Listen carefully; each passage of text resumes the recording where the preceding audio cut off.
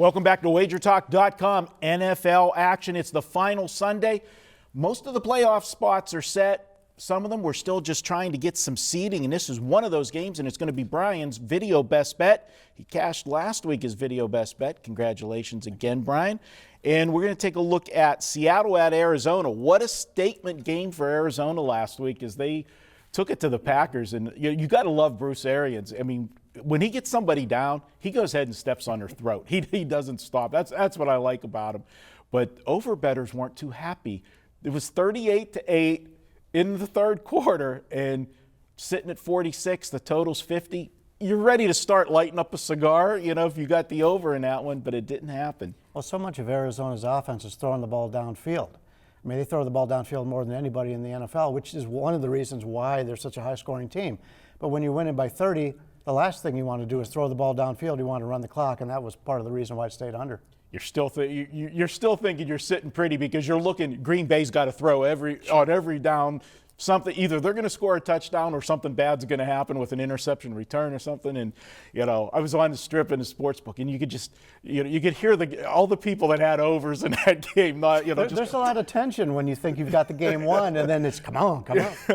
Well, you get to relax for a second. Yeah, so that at least this one's coming in, right? Yep. And then that happens, and you got to sweat it out for no. Especially with in-game, because when it was sitting at 46 in the third quarter, in-game had to be like off the charts and never get there. Scott, I mean, is Arizona for real, do you think? I think so. I mean, I love Bruce Arians. You're a Pittsburgh guy, and you had to be just going crazy. I wasn't happy when they let him go. I know, yeah. So what he's done with Arizona, plus, you know what? The general management of this team have brought in players. People want to play for the Arizona Cardinals now, which wasn't always the case. But I like what he's done with this team because, I remember a few weeks ago, they kept losing their running backs.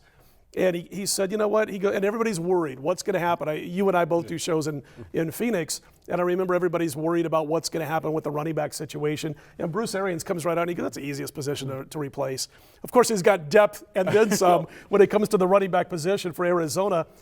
It's going to be fun to watch because Arians said, early this week, we're not taking it easy this week. We're going after, as you just said, they got that killer instinct. He goes, and his words were, we're keeping the pedal to the metal in this game against Seattle. We're not letting up. It'll be interesting to see if he does that once this game gets going. Yeah, this is one of those games where we talk about seeding. They have a chance to catch Carolina if Carolina would happen to stub their toe.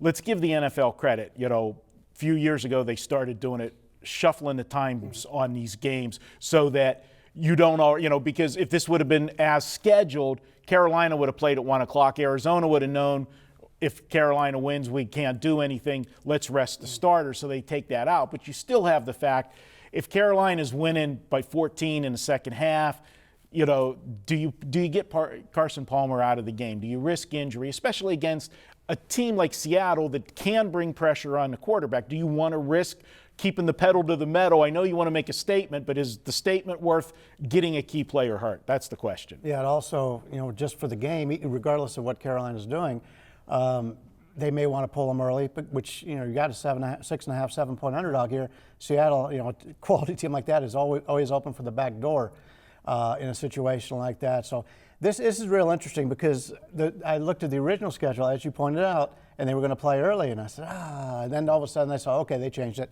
And now they've got to put a little bit more into it. And he has said he's not going to rest anybody. It makes sense because they're going to be off next week anyway. So they've got that advantage. But I think there's some advantage here with Seattle because you take a look, number one, Seattle's basically locked in to they're going to be on the road for the playoff games, basically what it's sitting at right now.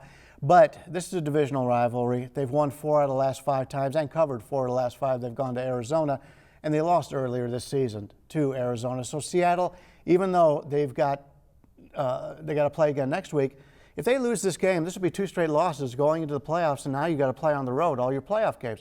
They don't want that here. I think we're getting a nice advantage here on Seattle. Green Bay, we're taping on Wednesday. Last Wednesday, Green Bay was a 4.5 point underdog to Arizona.